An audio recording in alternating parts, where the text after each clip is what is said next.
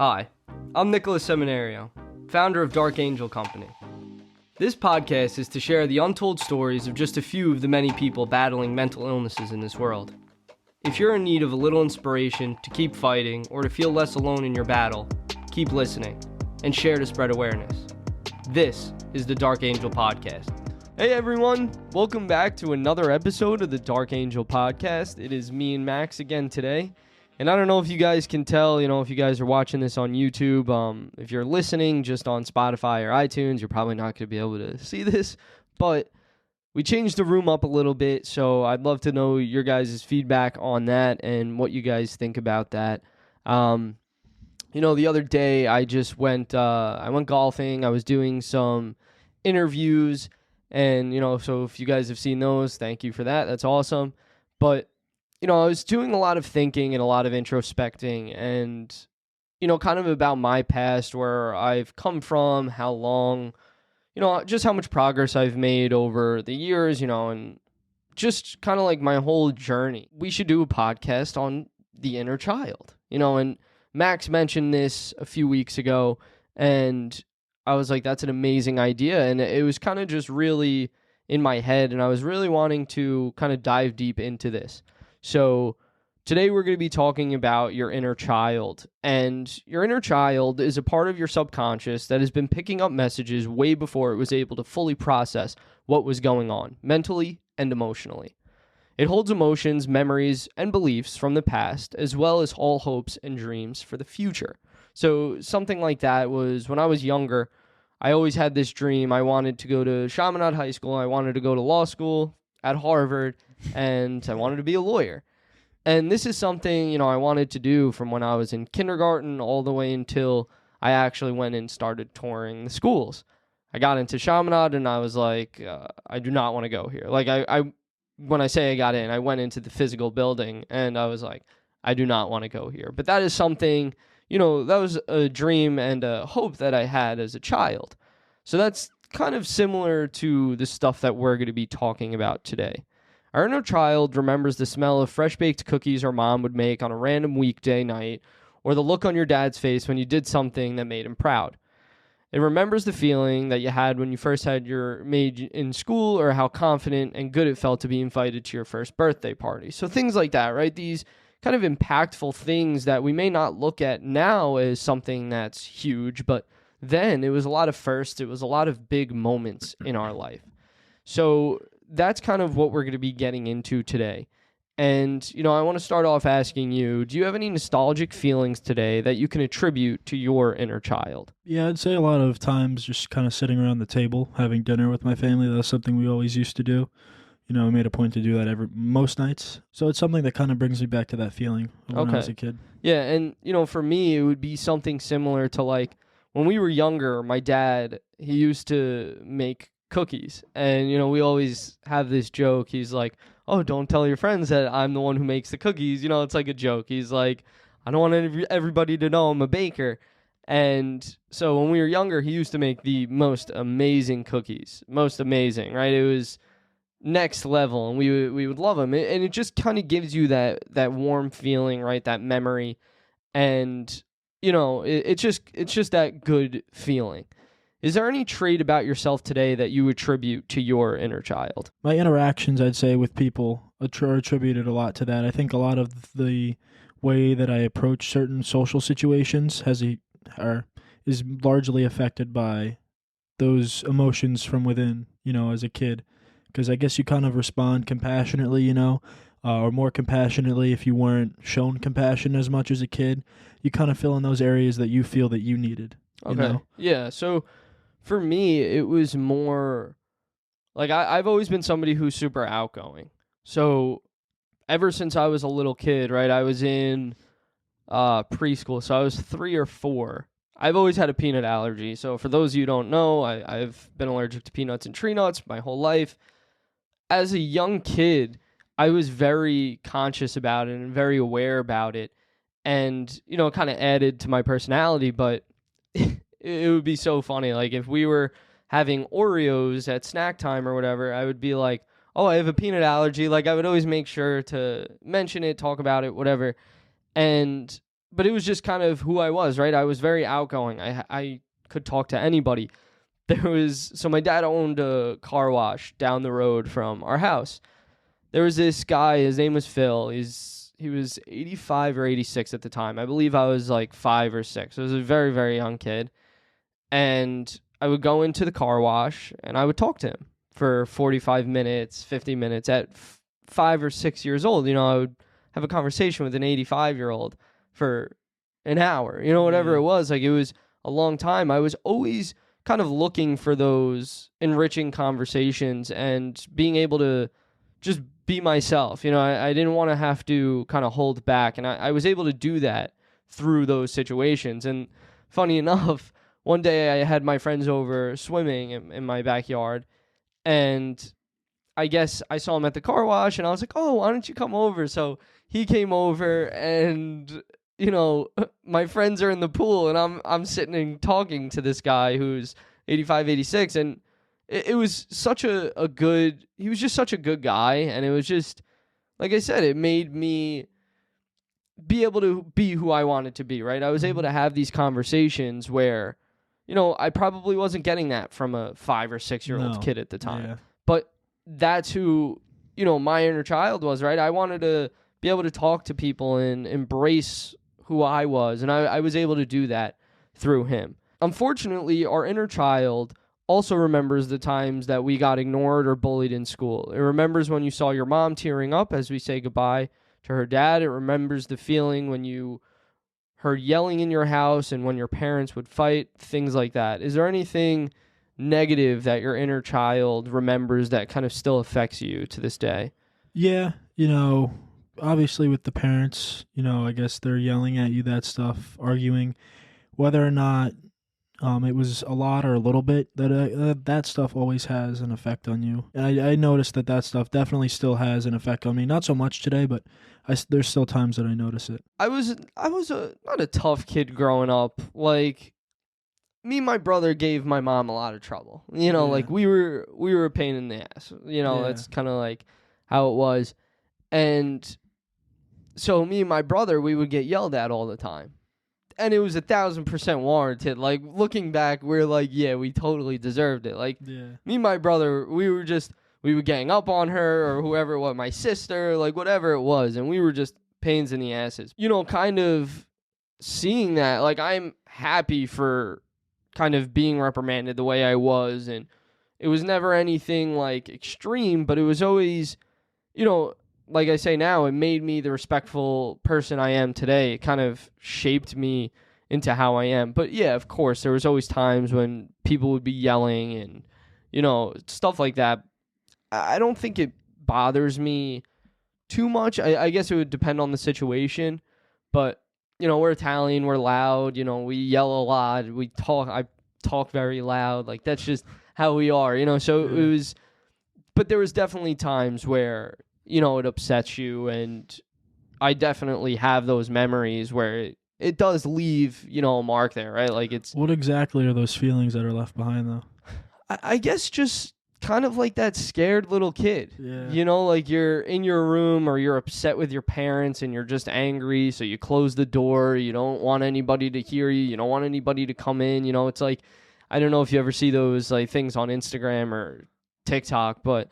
it's like when you get in an argument with your parents and then you go run upstairs, you close the door quietly and you're like, oh, I hate you, but it's like, you're not saying it out loud, but you're like, I don't want them to hear it. Yeah. It's kind of like stuff like that, right? And which I think is normal.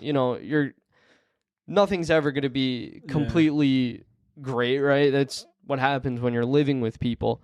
But what about you? Was there anything or any certain feelings that have still stuck with you I'd say today? More than anything, sometimes just like a reflex, like, oh, I can't do that. You know what I mean? Like, things I kind of catch myself doing that, like, my mom's not going to like that or my dad's not going to like that, So I may try to keep it from them, or I may just kind of lean into it and get it over with. Okay. But it's kind of that reflex for me. Okay. For me, I'm somebody who's very confrontational. So, like, Me too. Yeah, and I feel like that's also from my childhood, right? Yes. When I was getting reprimanded as a kid, I wouldn't kind of just sit there and accept it. After a while, you start to give it back a little bit. Yeah.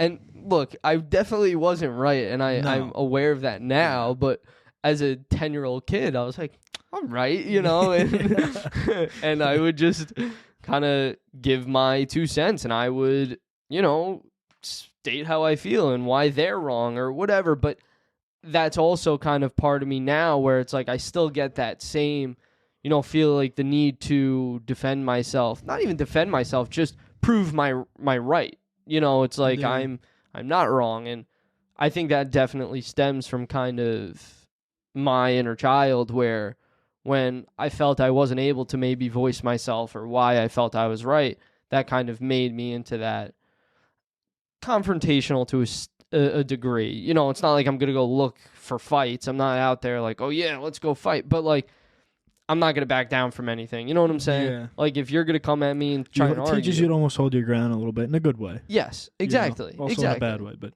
yeah, but depends it's not, on how you look at it. Yeah, and it's not like I'm going to be taking it to that next level. It's where I need to stick up for myself, whatever, and I have no problem doing that. I'm not going to back down from anything. Yeah.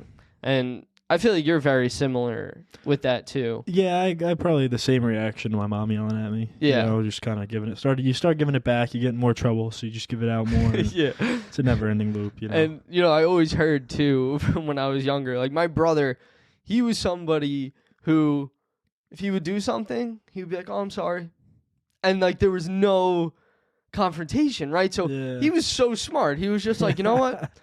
I'm not going to sit here and then get yelled at. I see Nick always gets yelled at, and then it turns into more yelling because he doesn't want to just say, oh, sorry, I won't do that again. Yeah. It took me about 18, 19 years to learn that, but he would always do that, and he would just be like, okay, I'm sorry. And then that would be it, so it was like, he was very smart in that sense where he was like, I don't need to get my point across. What does it matter? I'm not in trouble. Like, so, things like that. I think it's very interesting to see, with different people how. Yeah, see, I don't even think I ever really learned that as a kid. That's something that kind of just, I guess, happened one day eventually. Okay. I stopped arguing back, but I argued back for a long time. Yeah. And I still do. I will with anybody, It's kind of, I guess that's kind of like the reflex also for me. Yeah. But. Yeah, that's what it is. I learned it really from my brother, and look, it wasn't very long ago. Once we got to high school, it's not like we were getting in trouble anymore, for the most part. Yeah. Different for you? Yeah, a little bit. Just a little bit. Why did you get into it? Nah. I mean, look, we all learn at our different paces, I definitely didn't want to listen. Yeah. More for the reason of just maybe spite than anything. Yeah. Maybe that was part of the inner child early on, you know what I mean? That's not something I really thought about too much. Yeah. But I don't know. I definitely still have that reflex a little bit. Like it takes a lot of self-control to not kind of react to situations like confrontationally, because that's how a lot of the problems were handled in the house I grew up in. Okay.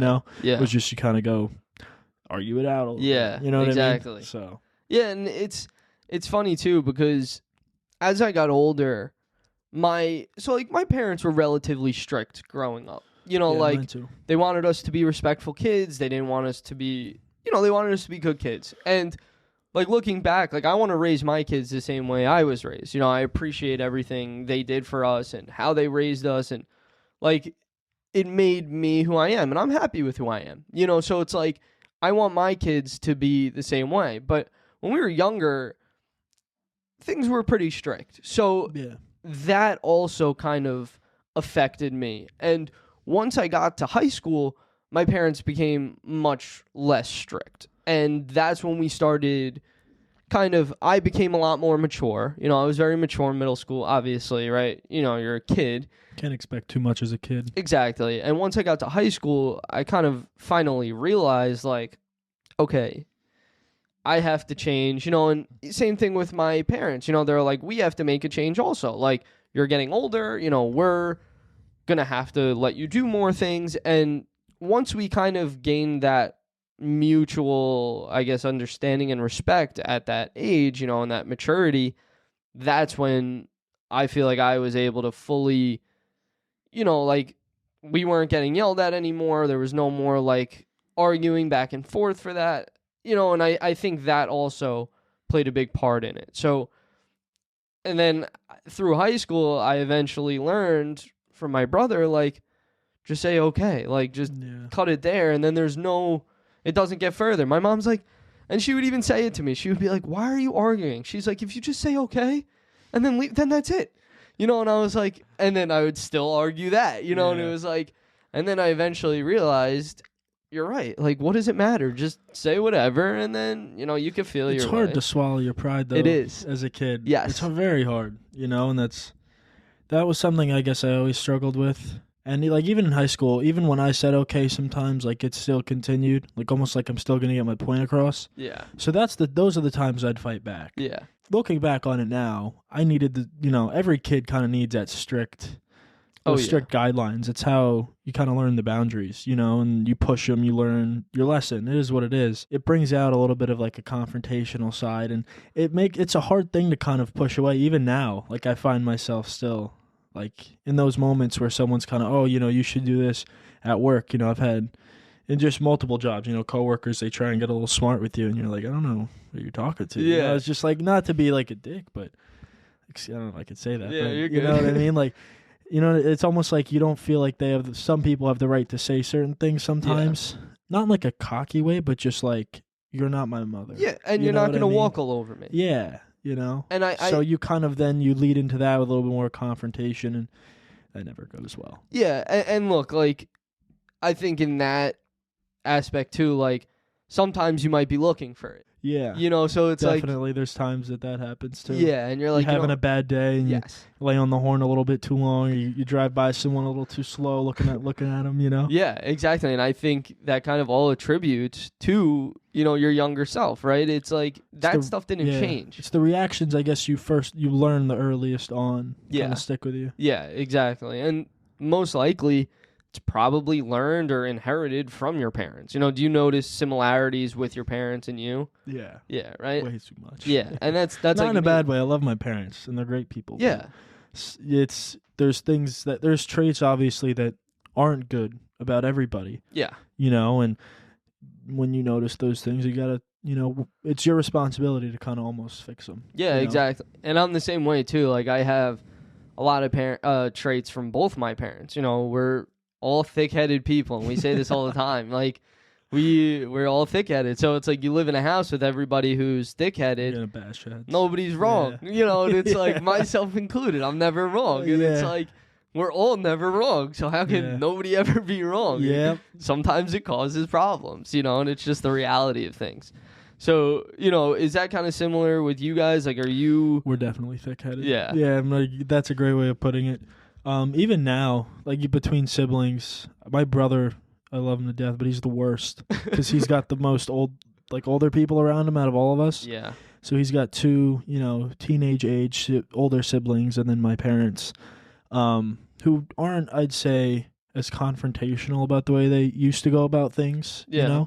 They definitely have like more of a softer touch now. He is, oh my gosh, for 9 years old, man, he's a handful. Yeah. Yeah, and like, it is funny too. So I have a younger sister where she had definitely a less strict upbringing than we did, but she's like the most well-behaved kid ever. And we're like, yeah, it doesn't make sense, because like we were, but I guess it's also different. Like, me and my brother had each other to kind of feed off of. So he would be like, oh, Nick, you should do this. And I'd be like, okay. And then I'd do it. It's like we would feed off of each other, where she didn't really have that because we were so much older. Like, I'm 7 years older than her. My brother's 6 years older than her. So it's like there's so much age in between where it's like, and we all were there. You know what I'm saying? Yeah. So it's like she kind of saw us as we were maturing, so it made her more mature. See, I think the thing with my brother, because I'm 11 years older than him, and then my sister is 6, almost 7 years older than him. So right as me and my sister kind of got into our teenage years, you're just kind of figuring everything out. Yeah. That's probably my brother's first memories, so he's got the, like the teenage attitude down to a T. Yeah.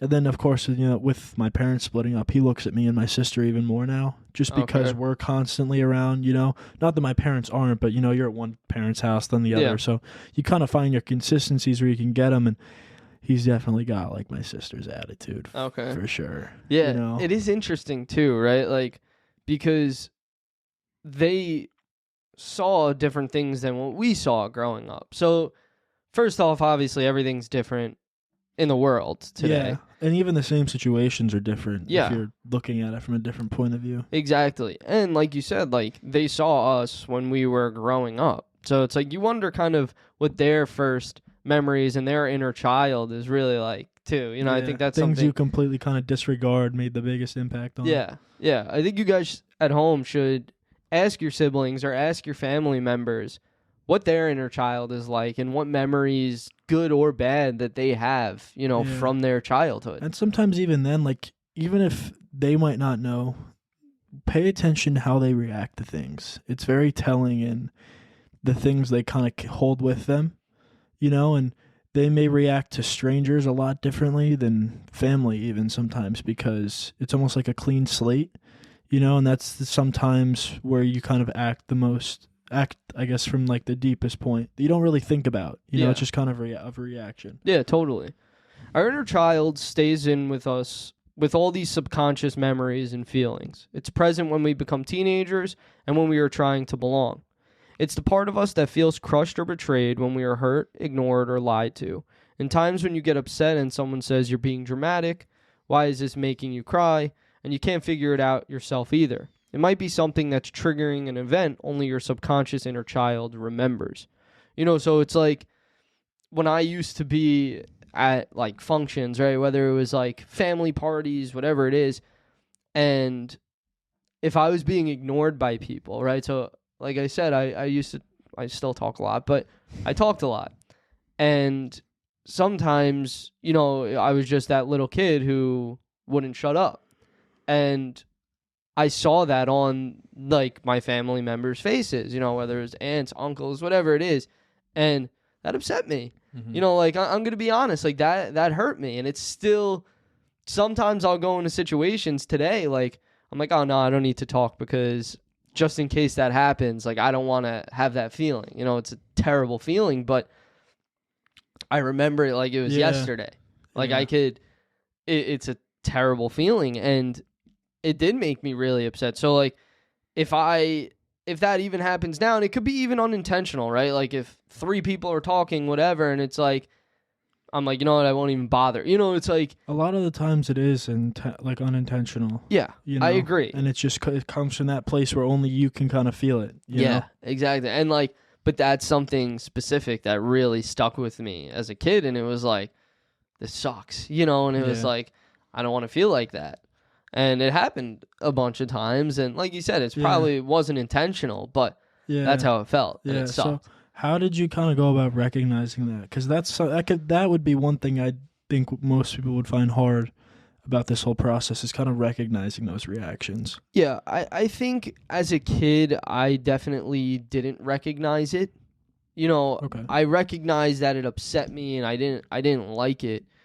But I guess now I was able to fully recognize like the feelings I had with it, and why even still to this day, sometimes I'll go into conversations kind of with my guard up, like I'm not going to start talking unless everybody else is done talking. And it's also different with my family. Like we all talk. My whole family, like my mom's side especially, we're all very loud, very close. Like we all, so we always have this saying in my family where like, you have to start your sentence before the next person's done with theirs, and it's like then because you can't get a word in. So it's like that situation, I think it's a little different. But, I guess just in general, especially with people I don't know, if I'm talking, I want to be heard and I want to be listened to, so it's like I'm not going to sit there and not be listened to. And I still kind of, like I said, put my guard up with certain things, Do you notice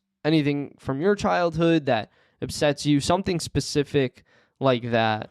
Honestly, yeah, I was just kind of thinking about it now. I guess my mom was like so adamant about manners and being respectful and things like that, that when people don't do that, like nowadays, it doesn't bother me so much as like I notice it. And like it leaves like a taint on like that interaction, if that makes sense, you know? Oh, I'm the same way. Right? Like Yes. it's not like a huge thing for me, but it's something I definitely notice, and I don't know why. Yeah. Because I don't always like react the way that I feel like I should, I guess. As a kid, you know, you're taught to act. Yeah. My mom was so adamant about manners and respect that that's something I notice now, whether or not I want to. Yeah. You know? That's so funny that you say that. See, like, I didn't even think about that, but my parents were the same way. They're very big on respect, manners, you know. Please and thank you. Yes. Yes, sir, no, ma'am. Not with that stuff, but more like please, thank you, all that stuff. And that's so funny you say that. Like, I notice when people don't say thank you, or like I hold the door for somebody and they don't say thank you, it irks the shit out of me. Slightly let it go early. Yeah, like it makes me so mad. I'm like, like I'll wait there for a minute. I don't care. Like elderly, no matter what it is, I'll do it for anybody. And it won't stop me from doing it in the future either. No, exactly. Yeah. But it's like... It's like it doesn't take more than 2 seconds and zero thought to say thank you. And look, I'm not doing it so you could say thank you to me. I'm doing it because that's how I was raised, My mother right? would beat me if I didn't say thank you. Right? So that's how I think, you know? Exactly. And it's like... So, I mean, I shouldn't do this either, but there'll be some times where they'll just walk in and won't say thank you. I'm like, you're welcome. You know, like, I'll there's my confrontational side coming out. But, you know, I'll be like, what the hell? Like, I waited here, and, you know, I didn't have to do that. And look, I know you didn't ask me to, but still, it's just respect. Yeah. But even... No, I get 100%. Yeah, and, like, I feel like I'm someone who's, like... over, you know, thankful, where I'll be like, oh, thank you so much, you know, I really appreciate what you did. Yeah. And which, you know, it takes 3 seconds. It's not hard. So it's like, I don't know. And look, people are raised different ways, so it's less important to people. And look, sometimes you just have something going on you're not paying attention to. You know, exactly. just kind of walk in. Yes. Yeah. And yeah, that's so funny you said that. I didn't even think about that. That's an interesting... Because I guess where I'm working now, you know, it's a lot of, like, quick interaction. And so, please, thank you, you know, have a nice day, that stuff. Like, I notice it. It doesn't... It's not a huge thing. But, like, when someone just kind of walks away, you know, you say, have a nice day, and they completely ignore you. It's like, all right, well, you're kind of a dick. Yeah, it hurts. You know what I mean? Yeah, not even, like... I wouldn't even say it hurts so much. It's just awkward. It's uncomfortable. Like, now you just, like... It's like when you're going to give somebody a high five and then they just leave you hanging. You could even just say bye. Yeah, exactly. Like when people hang the phone up without saying goodbye, that's like a pet peeve of mine. Yeah. So I wonder why, you know, it affects us so much. Like you said, it's definitely ingrained in us where, you know, it's important, you know, or you're going to help somebody and, you know, they say thank you or they're doing something for you. It's always thank you. You know, I appreciate it. Whatever it is, it's like, so I wonder why, though, it bothers us so much because it does. I know why. It's for me personally. Like my mom and my dad were so big on that stuff. I can hear their voices. You know, every time I'm in somewhere, like okay, say thank. You know what I mean? Yeah. Like, So. Yeah. Yeah, and that's most likely why. You know, it's very interesting. Yeah. Like even now, years later, it still kind of plays in my head. Yeah. Exactly. When your inner child is running the show, you may notice that you're experiencing fear, perfectionism, anxiety, or avoiding certain people, places, or experiences. These are all ways that your inner child is attempting to feel safe. When the inner child is running the show, it'll choose behaviors, choices, and thoughts based on unconscious beliefs or memories from the past, and based on what the inner self would need to feel safe. Often the inner child does not have access to the adult self reality and may not know about how life is different now or things have changed. Can I add something to that as well? I think it also acts from a place of emotion. Okay. The emotions you had as a kid to protect yourself from feeling that way again. That's where you kind of, when you react from those emotions and you don't really know why afterwards, you know, it seems so silly, you know, or whatever. That was whatever you kind of tell yourself, like, I don't know why I did that. You know, but I feel like that's kind of where that comes from, at least personally. Yeah. So can you get into that and what you mean by that with like a certain experience or feeling? I don't know certain experience. I don't think I could really say. I haven't done enough thinking personally about the inner child, so to speak. But I definitely say, like, I guess when I react in a way where I'm too hard on my brother sometimes, that's a good one. When when I'm watching my brother, sometimes, you react as an older brother. Now, I wouldn't say I'm not like a parent to him, but I'm a little bit of a role model, obviously. Definitely, yeah. And being an older brother, I want him to succeed. I want him to be happy. I want all those things for him. And I know kind of from my personal experience, especially, when he's going through things with my mom, or not going through things, but like during an argument, or with my dad, same thing. And you kind of try and share your insight. And what I've noticed is I've definitely tried to almost like push my insight, like ingrain it into him right on the spot, And that's something my parents used to kind of do, rather than just kind of let me learn on my own and enjoy every moment, good or bad. Yeah. And like kind of let the experience happen. And that's kind of something where, I'm acting from that place of emotion to kind of protect his, because I know how I felt in that situation. And it's become a lot easier to notice, but it's still something that I don't think it'll ever fully go away. Feeling wise, it'll just be something I can control. Even with my own kids, it'll be hard for me to kind of not overreact to certain situations and kind of overcorrect almost. Because that's what I feel like my parents might have done, was overcorrect in certain situations. Yeah. And that's kind of how I react now. Interesting. A little bit. Yeah. Very interesting. So it's more coming of a place from that's kind of all you know, right? So like your inner child is, when you were reprimanded, you had, like you said, you were being overcorrected, whether it was, you were using your fork the wrong way. I know it's probably like a stupid example, but yeah, like I'm sure it happened though. You got to use your don't eat with your fingers, whatever, that stuff. Definitely got yelled at for that. So like that stuff sticks with you. Yeah. And then I guess, like you said, the only way you know how to kind of then do it on your own is the same way. But it's good for you that you acknowledge it, and then now you can go do it differently. And that's kind of the most important, especially that you're conscious about it. So then when you have kids, or if you want to have kids. Yeah, no, I do. And then you can do that differently, unless you felt that was good, No, look, to some degree, you need strict, like what they were saying was right. I just sometimes disagreed, I guess, with how they went about it. Yeah. And that's where I try to do things differently now. I'd like to hope that once I because when I went down to Florida and then I came back, things were different with family, obviously. My parents had split up throughout that time. Also, a year by yourself, you learn a lot of things about yourself. And you learn a lot about your emotions and things like that. And when I came back, I was able to approach things with like a clearer head. I like to hope that I've had a positive effect in regards to my family in that manner, in dealing with those situations, but there's still times that doesn't happen, Yeah, and I definitely think you have, and you've made an impact on your family, Yeah, and look, that's not something I think you'll ever really be able to tell, because people still have to learn through their own experiences, no matter what you really kind of show or tell. And that's what I've kind of learned also in regards to that thing in that reaction with my brother now.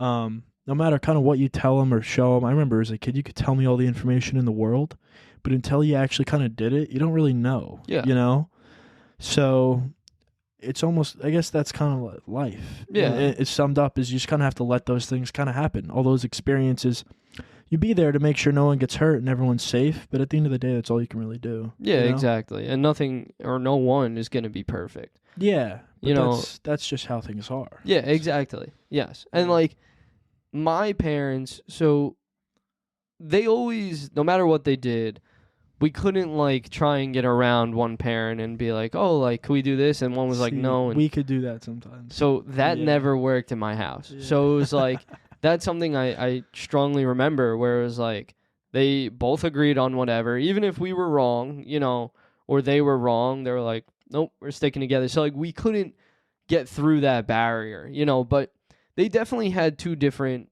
parenting styles. My dad, he was raised where you just yell, you get hit, and then that was it, like for when he was a kid. Mm-hmm. he just did the yelling for us, and that was it. You know, it was like you get yelled at for 3 seconds, and then you're not in trouble anymore. Where my mom, she would, if we did something, she would give us a punishment. She would explain why. You know, so it was like... You had to pick your poison. Yeah, and now looking back, I'm so much happier that my mom did what she did, because she wouldn't yell at us. You know, she would explain what we did was wrong, you know, and not just like be like, oh, you're in trouble. Like, she'd be like, look, you shouldn't have done this, this, and this. You know, here's why you shouldn't have done this. And it made me understand a lot more instead of just being yelled at. And I was like, okay, whatever. You know, it's like it's not even a thing anymore. Yeah. So it really, and look, don't get me wrong, the punishments were worse. Like, I'd have my phone taken for 3 months, you know, like crazy things. I remember those. Yeah. So, oh my gosh. But it was warranted. So it was like, I think my longest was 6 months. really? Yeah, something like that. That's rough. Yeah. Yeah, mine was 3 months. I was on Clash of Clans saying things I wasn't supposed to be saying. Yeah. Oh my God. Yeah, I was in like 6th grade, and I didn't even know what the words meant that I was saying, but... Yeah, dude, I think I got my phone taken in high school for like 6 months. I don't even remember. I think I bought like a second phone because I wasn't allowed to have social media. So I'd use the hotspot on one, and I have a phone on like all the that's Snapchat, smart. Instagram together. It had no service. Yeah. But that's all I needed it for was social media. That was rough. That's smart, though. Yeah, I was resourceful. I did that a couple times. Yeah, your inner child was coming out Yeah. and being resourceful. But yeah, it was very different, you know, and Do you think they complimented each other though? Yes, I do. Because if my dad would yell at me, then my mom would explain why. You know, Okay. my mom would be like, okay, look, like, Yeah, you got the emotional kind of yes. like that feeling from your dad. Yeah. I guess emotional punishment. Yeah, from my mom. And it Yeah. would be more of just like the yelling from my dad. See, I took more to the yelling than the punishment. I never cared so much about the punishment than the yelling. Okay. The yelling bothered me more. I didn't like the punishment, Yeah. you know, but like, I just liked that I was being explained what I did wrong. You know, where, like I said, my dad would just yell and then it would be over. See, I always understood it. I understood that it was wrong. I might not have understood why. Yeah. I liked the punishment more than the yelling, but I didn't like either. Okay. Yeah. You know? So, Yeah. like, I think the yelling was almost necessary, you know? That was almost like the punishment to me, but... Yeah, and look, I don't like Yeah. yelling. You know, it's Yeah. not something like I like. But the thing I liked was it was just done. You know, Yeah, so it it was over like, with. yeah. And where, Yeah. like, he would be like, oh, give me your phone. And then he would give it back like an hour later, you know? And we were like, all right. Like, Yeah, that wasn't this ain't bad. too bad. Yeah. And Just go hang out in my room for an hour. yeah, he'd be like, oh, I'm taking your phone for a week. And then he'd come in our room and he'd be like, all right, just don't do it again, you know? And we were like, okay. and then my mom would be like, oh, give me your phone. It's gone for 3 months. And it would be 3 months to the day. Yeah. We wouldn't see Oh our my phones. God. 3 months. And And we then were you'd like, have to have a whole talk when you got it back, right? yes, Yeah. yep. So, Mhm. look, then it was definitely more annoying because, like you said, you're a kid. You don't want to be in trouble. You want to be getting away with everything. But now I appreciate that much more. And she learned that from her dad. Her dad was always explaining things. And, you know, just because when you're a kid, like, if you're getting yelled at, look, if it's the 3rd time or 4th time you're doing something, like, yeah, you know what you're doing. But if it's the first time and maybe you don't know that it's bad or Yeah. whatever, it's like, you're young, you're learning, you're doing new things that you never thought you'd be doing. Like, whatever it is, it's important to kind of have that You need boundaries. understanding. Yeah, and you need to those learn boundaries. that there's boundaries in life. Yes. You only learn through kind of going too far. Yes, exactly. And you see where you can, and I was also that kid too. I was a button Yeah. pusher. I'd see how far I could go until, you know, and Yeah, I remember that. yeah. Yeah. I remember that. You were a button pusher too? Yeah. Any chance I got. Yeah. Any chance I got. That's like me. Yeah. Even now sometimes. Yeah, I do too. For fun. Almost to like amuse myself sometimes. Yeah, it's kind of like you just get that weird energy, right? It's like Yeah. it kicks in from when you were a kid. Yeah. And that I don't inner know child comes out. Yeah, I don't really know where that comes from though. I don't either. Yeah. Maybe I'm just kind of a dick. No, I don't think it's that, because like Not in like a bad way, but like there'll be you know? moments where like I'll just get this random energy and I'm like, oh, I'm in a weird mood, you know, and Yeah. it's like I want to be annoying, you Yeah. know, and it's like, but that's what I did when I was a little kid. So it's like maybe it is those uncomfortable situations, or maybe we do have a little anxiety in those moments, and I it's wonder what that is like a reaction to almost. that's what I think it is. I think it's Yeah. when you have those anxious feelings or those uncertainties in life, it's kind of like you go back into your child self, you know. And sometimes too, when you have these traumatic experiences at a young age, that also can kind of stunt your age growth and kind of keep you stuck in positions. I mean, you like know? mentally and emotionally. Yep. Yeah. So that's also possible too. You know, there could have been things that you may have blocked out that happened. Good or bad. Yeah, You know? exactly. If your inner child is walking around with 50 pounds of pain, you may feel like you are carrying the weight of the world on your shoulders. If your inner child lives with instability, uncertainty, or danger, it may hold you back from making changes. You may notice a fearful part, afraid of you trying new things. However, if you are wanting to move on with your life, you probably feel torn. Here are some inner child wounds. Abandonment wound. If you were abandoned as a child, you may fear being alone or left out. That's not something I experience. I don't know if it's something you do. Trust wound. If the adult in your life didn't protect you from danger, you may feel insecure or afraid of getting hurt. Is this something that kind of resonates with you? No, No. not really. Yeah, me neither. I trust, obviously, I trust my parents. Yeah, and that's one thing, you know, we always had each other's backs. We were always there for each other. Like I knew even if I was getting yelled at, my mom still cared. Exactly. You yes. know? Yeah. Same with my dad. And I feel the same way. Like they did Yeah. everything out of love, you know, and Yeah. trust and respect. Like Whether you agree with how they do it, Yeah. it's coming from the right place. exactly. And I always felt like I could go to my parents, you know, with whatever. You know, they're very trustworthy. Guilt wound. Ooh, this is interesting. Yeah. If you were made to feel guilty as a child, you may not like to ask for favors or set boundaries. This is interesting. So, Yeah, I definitely have trouble setting boundaries. yeah, Like, so do that's I. definitely something I struggle with sometimes. Yeah, I definitely think I have a guilt wound, you know. Yeah. I mean, That's good to know that I can almost like kind of label it now, kind of let it go. right? And there Yeah. were definitely certain times where I would do something and then I would get I would feel guilty. That's what I'm talking, like that reflex now. Yeah. That's it, that guilt. It's Yeah. almost like guilt when I Yeah. do something. It's like, Yeah, you know? exactly. And that's most likely from your parents. You know, It that's definitely is. that's interesting. No one because- else kind of corrected me in Yeah. the same way they did. And they would make you sometimes, not always, feel bad for the things you did. Yeah, and you kind of have to. Yes. Sometimes. So I don't want it to come off as like I think my parents are bad people. Yeah, By no no, means do I not at think all. that, But, No, not at all. um, Neither do I. I yeah. fucking love my parents. Yeah, I love Like- my parents, but that there's definitely an aspect of that. Yeah. And I think a lot of times when it comes to moving on from these kind of things, that kind of, because they do hold you back. Yeah. Whether or not you say they do or you feel like they do, they're there. And until you kind of confront them, they're gonna be there. And I've learned you can't really move on until you kind of let go of everything. Is like, as cliche as that kind of may sound, like you really do have to let go of all the things that are making you uncomfortable when you kind of just sit there. You Yeah. know, and it's a lot easier when you can kind of just name it and let it go, because you don't always have to have a solution for it. Acknowledging it is 95% of the battle, at least Yeah. personally. Yeah. Yeah, it's very interesting. And it wasn't all the time. Like you said, if you're getting reprimanded, yeah, you should feel bad for what you're doing. That's Yeah. having a conscience. Yeah, You know, it's like having emotions, being yeah, human. exactly. So Yeah. but I guess as a kid, like you interpret it a certain way and it kind of sticks with you, because Yeah. I'll do something wrong and I'll be like, "Oh, I'm sorry." Like I feel very Yeah, very especially bad. if what you did came from a pure place, like a Yeah. good place. You Yeah. know what I mean?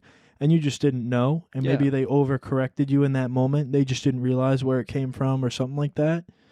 At least that's how I've looked at it. Totally, and it's very interesting, you Yeah. know.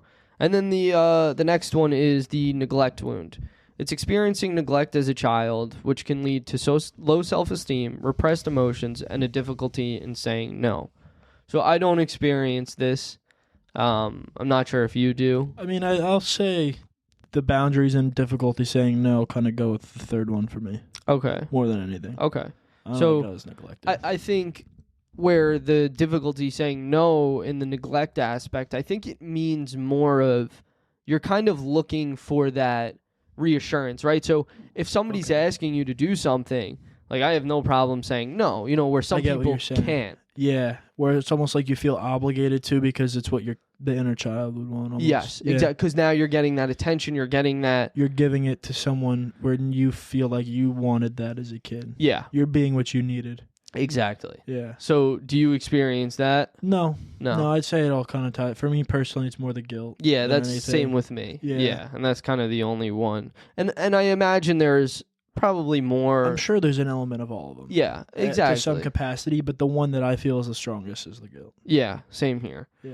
Now, other than the one wound you identified, do you know if, thinking deep, do you identify with any of the other ones? Maybe not anymore, but as a kid you did. Yeah, I think being the oldest child in the family, there was a little bit of, I guess you could say a little bit maybe of neglect in a sense. Not in the way that I felt like I was a neglected child. Yeah. But there were times where, you're older.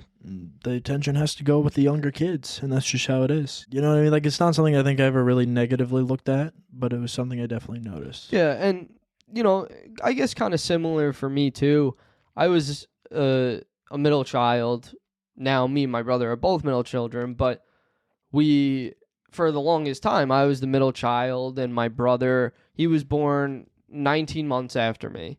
So we're very, very close in age. So obviously, you have a newborn baby, you have to pay attention to the newborn more than the kid who's a year and a half. Not saying that it's not like you said, it's not like we were neglected. Yeah, but you understand where it comes from. Yeah, exactly. And it's not, and I think the only reason is just kind of because I asked if, we've experienced anything else. I guess that would be the closest one. I really don't think.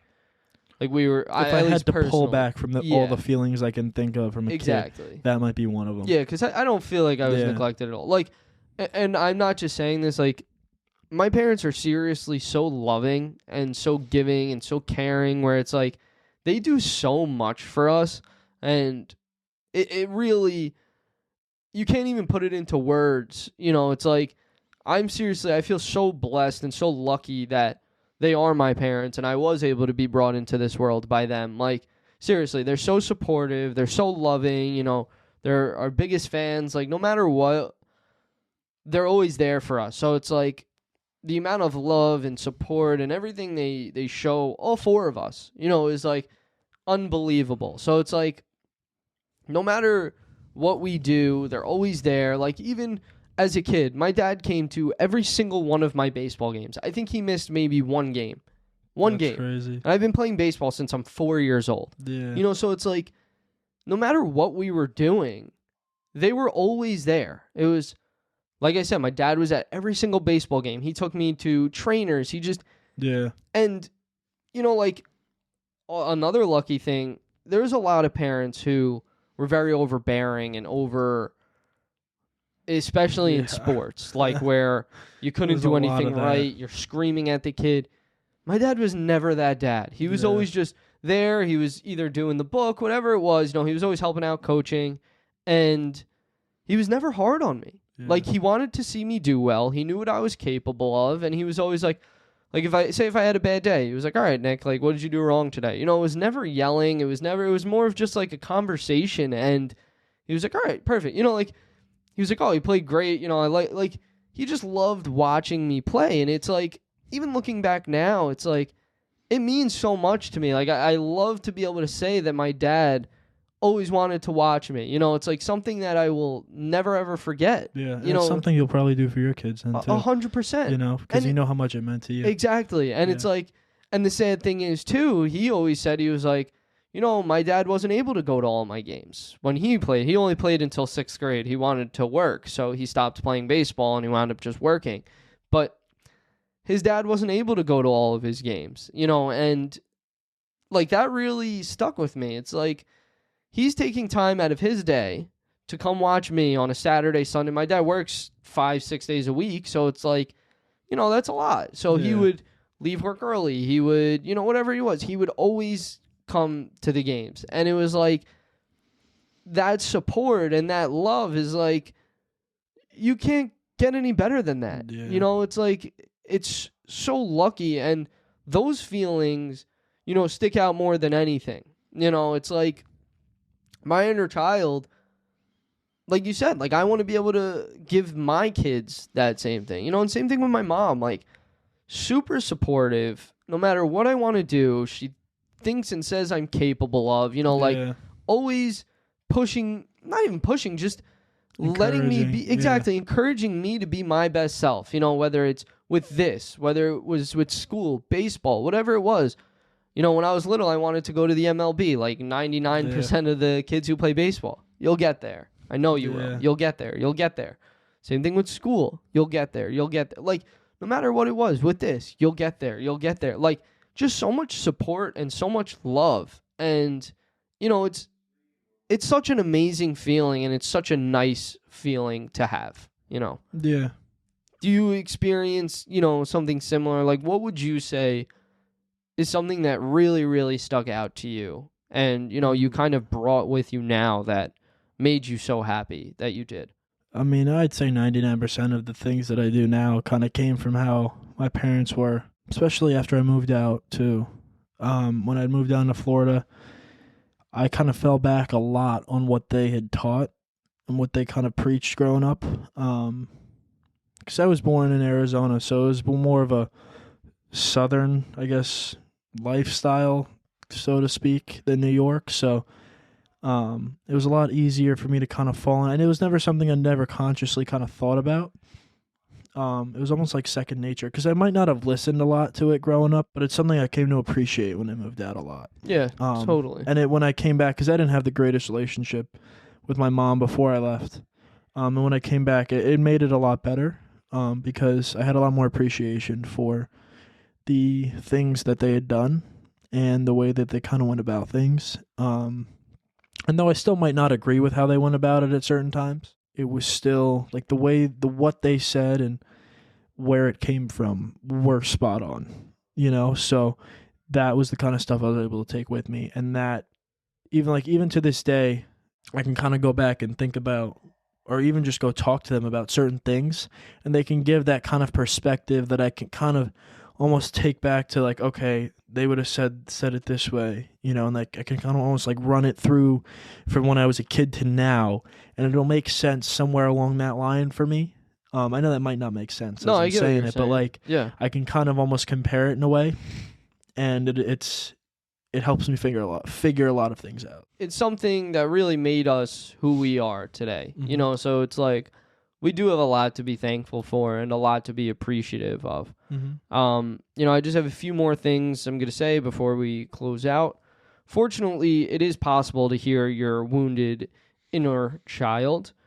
In order to do this, it's important to put the work in, right? Otherwise, nothing's going to change. You may experience difficulties in adulthood, such as relationship troubles, substance use, low self-esteem, and more. You can reflect on your childhood, write a letter to your inner child, and embrace your feelings. This is how you process past experiences, heal them, and let them go.